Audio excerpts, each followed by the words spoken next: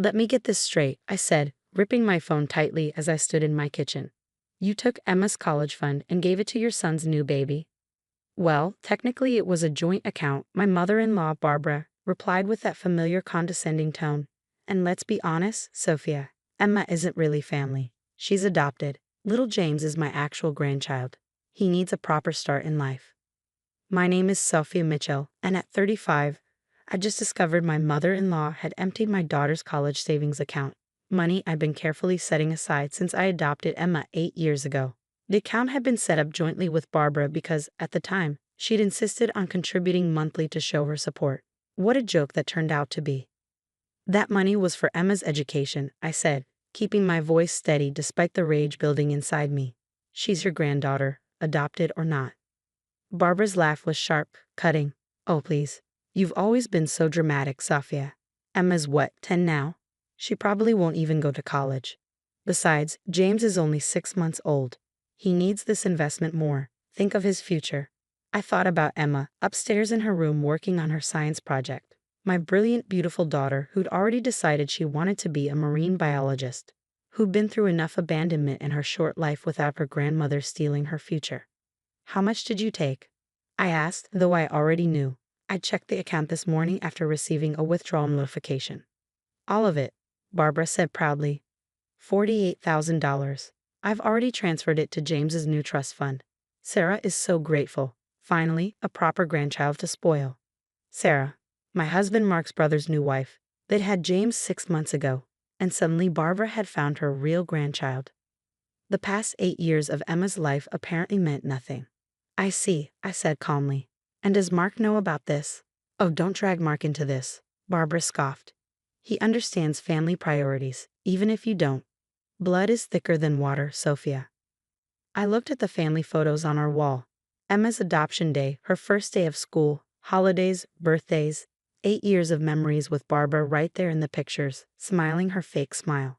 How long had she been planning this? Thank you for letting me know, I said, my voice ice cold. Goodbye, Barbara. I hung up before she could respond and immediately called my lawyer, Diana. We'd worked together on Emma's adoption, and she'd become a close friend. She did what? Diana's voice rose in disbelief as I explained the situation. Sophia, that's theft. Joint account or not, there's documentation that this was specifically Emma's college fund. We can fight this. Good, I said, pulling out my laptop, because I have something else to tell you. Remember that trust fund my parents left me? The one Barbara doesn't know about? Diana's tone shifted. I could hear her smile. The one worth 3 times what she stole. Oh, this is going to be good. I want to set up an ironclad college fund for Emma, I said, typing as we talked. One that Barbara can never touch. And then I want to make sure she understands exactly what she's done. I'll have the paperwork ready by tomorrow, Diana replied. But Sophia, what about Mark? He needs to know what his mother did. I glanced at the clock. Mark would be home from his business trip in an hour. He's about to find out, and he's going to have to choose his mother's bigotry or his daughter's future. After hanging up with Diana, I heard footsteps on the stairs. Emma appeared in the kitchen doorway, her dark curls pulled back in a ponytail, her science textbook clutched to her chest. Mom, she said hesitantly, is everything okay? I heard you talking. I crossed the room and pulled her into a hug. Everything's fine, sweetheart. Actually, how about we take a break from homework? Let's go get ice cream. Her face lit up. Really? Can we go to that place with a sprinkle station? Absolutely. And while we're there, we can talk about your marine biology dreams. I want to hear everything. As we drove to the ice cream parlor, I glanced at Emma in the rearview mirror, watching her face light up as she talked about coral reefs and ocean conservation. Barbara was wrong about so many things, but especially this. Emma wasn't just my daughter, she was my miracle. And no one, not even her grandmother, would steal her future. My phone buzzed with a text from Barbara. Don't tell Mark. It would just upset him unnecessarily. This is for the best. I smiled, thinking of the trust fund paperwork Diana was preparing. Barbara had no idea what was coming. Sometimes the best revenge isn't loud or dramatic. It's letting people reveal their true colors while you quietly build something better. The ice cream parlor was quiet for a Tuesday afternoon. As Emma created her masterpiece at the sprinkle station, I made a few more calls. By the time Mark got home, everything would be in motion. Barbara thought she was protecting her real family's future, She was about to learn what protecting family really meant. Mark arrived home that evening to find Emma and me in the living room, surrounded by photo albums and trust fund documents. His smile faltered as he took in the scene. "What's going on?" he asked, setting down his briefcase. "Why are there legal papers on the coffee table?" "Daddy?" Emma ran to hug him, then returned to her spot on the floor, flipping through photos of her adoption day. I could see Barbara and many of them standing at the edges, her smile never quite reaching her eyes. "Your mother called today," I said calmly. "She had some interesting news about Emma's college fund." Mark loosened his tie, sinking into his armchair. "What about it?" "It's gone. All $48,000. Your mother transferred it to James's trust fund because, in her words, Emma isn't her real grandchild." The color drained from Mark's face. "She what?" I handed him my phone, playing the recorded conversation. Barbara's voice filled the room, each cruel word about Emma cutting through the air. Emma pretended to focus on her photos, but I saw her shoulders tense. "Emma, sweetheart," I said softly, "why don't you go up and finish your science project? Dad and I need to talk." Once Emma was upstairs, Mark exploded. "She can't do this. That money was for Emma's education. How dare she?" He stopped, running his hands through his hair. "I'll call her right now." "Already taken care of," I said, passing him Diana's preliminary paperwork. "I've spoken with our lawyer. We can fight this, Mark, but I need to know you're with me. Really with me." "Of course I am. Emma is my daughter." "And your mother's actions?" He slumped in his chair. I knew she was excited about James, but this is unforgivable. She's always made little comments about adoption, but I never thought she'd go this far. My phone buzzed with another text from Barbara. "Mark's home now. Remember, this is a family matter. No need for lawyers." "She doesn't want you to know," I said, showing him the message. "She thinks she can manipulate the situation like she always does." Mark's jaw tightened. "Not this time." "What do you need me to do?" I pulled out another set of papers. "First, I'm transferring money from my parents' trust fund into a new account for Emma. One that's legally protected and completely separate from your family.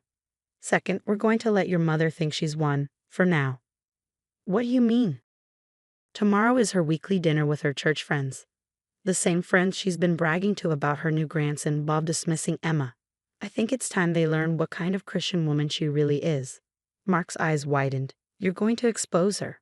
"No," I smiled. "She's going to expose herself." Just then my phone rang.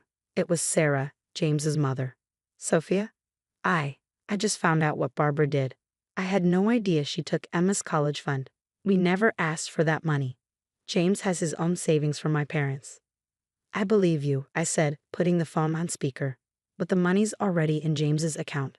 "We're transferring it back," Sarah said firmly. "All of it. I'm so sorry. I knew Barbara was weird about Emma being adopted, but this is horrible. Tom is furious. He's on the phone with the bank right now." I caught Mark's eye. His brother and sister-in-law's support was unexpected but welcome. "Thank you, Sarah," I said. "But keep the money for now. Trust me."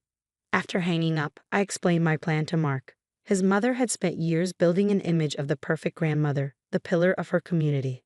But her mask was about to slip. "Are you sure about this?" Mark asked. "Remember last Christmas," I said, when she gave James a savings bond but told Emma she was teaching her the value of earning things herself? Or Emma's last birthday, when she said adopted children shouldn't expect the same gifts as natural grandchildren? Mark nodded slowly. "She's been showing us who she is all along. We just didn't want to see it." "Well, now everyone's going to see it." Later that night, after checking on Emma, who was indeed finishing her science project, I sent Barbara a message. "You're right. Blood is thicker than water. Family comes first. Looking forward to seeing you at church tomorrow." Her reply was immediate. "I knew you'd understand, dear. You're learning." I smiled, thinking of Diana's paperwork, Sarah's phone call, and tomorrow's church gathering. Barbara thought she was teaching me about family. Instead, she was about to learn that real family, the kind that matters, has nothing to do with blood and everything to do with love. As I got ready for bed, I heard Emma's voice from her room. She was video chatting with her best friend, and Mom says I can definitely still be a marine biologist. We're going to visit the aquarium this weekend to talk to real scientists. Her excitement, her dreams, her future, these were what mattered. Barbara's betrayal had shown her true colors, but it had also given us the chance to build something stronger. Tomorrow would be interesting indeed. Sunday morning arrived bright and clear. I dressed Emma in her prettiest church dress, the one Barbara had criticized as too expensive for everyday children. Mark adjusted his tie, a determined look in his eyes. Barbara was already holding court when we arrived at church, surrounded by her usual circle of admirers. She was showing off photos of James, cooing about her perfect biological grandson. "Oh, Sophia, Mark," she called, her smile faltering slightly when she saw Emma. "I didn't expect you today." "Wouldn't miss it," I said sweetly. "Emma, why don't we show great Aunt Martha your science project photos?" Emma pulled out her phone, brightening as she shared pictures of her award-winning project on ocean conservation. Martha's eyes widened. "My goodness, what a brilliant girl. And you want to be a marine biologist? Barbara, you must be so proud of your granddaughter." Barbara's smile tightened. "Well, she's not really." "Not really sure where she gets her brains from," Mark interrupted. "Must be from her amazing mom." I noticed Sarah and Tom entering the church, baby James in their arms, right on schedule. "Barbara," Sarah called out, her voice carrying across the church lobby, "we need to discuss the money you took from Emma's college fund." The chattering crowd fell silent. Barbara's face reddened. "Sarah, dear, this isn't the place. You stole from a child," Sarah continued, bouncing James. "Our son doesn't need stolen money. We're here to return it." Barbara's friends turned to stare at her. "Stolen money?" Martha asked. "Barbara, what is she talking about?" "It's a family misunderstanding," Barbara stammered. "I simply redistributed some funds to benefit my real grandchild." "Real grandchild?" Tom's voice boomed. "Are you saying my niece isn't real?" The church lobby had become very quiet. Even the pastor had stopped to listen. "I just mean," Barbara tried again. "You meant that my daughter," I said clearly, "whom you've claimed to love for 8 years, doesn't deserve an education because she's adopted?" "That's not. I was thinking of James's future." "James has a future," Sarah said firmly.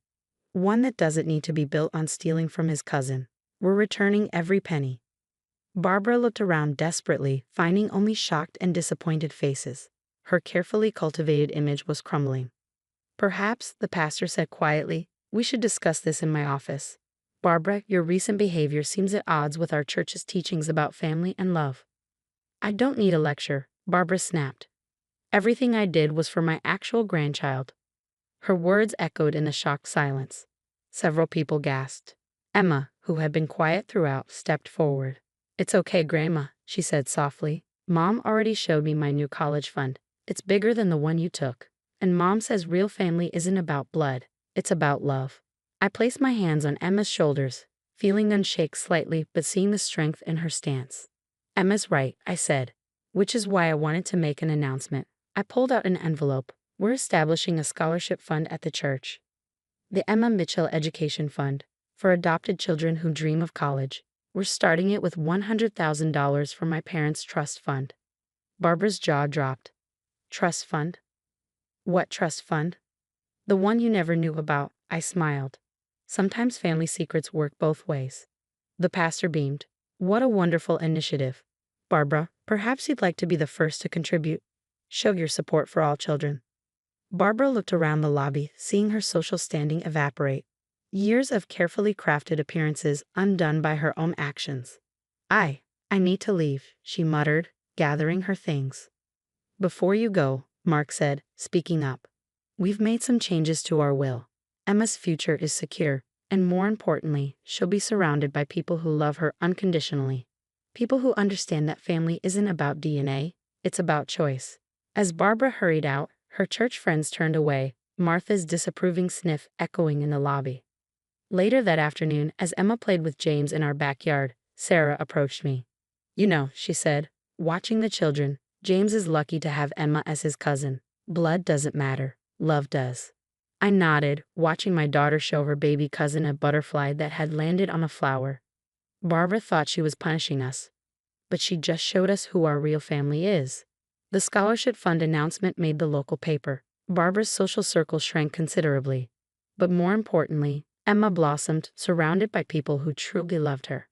A week later, we received a letter from Barbara's church. They'd removed her from the social committee and charitable boards. Her carefully built kingdom had crumbled, not through our revenge, but through her own actions. Emma's new college fund grew steadily. Sarah and Tom became regular visitors, determined to ensure their son grew up knowing love matters more than biology.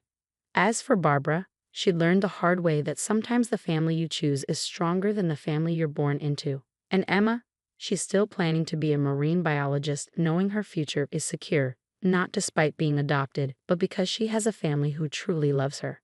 Sometimes the best revenge isn't revenge at all. It's living well and showing others what real family means.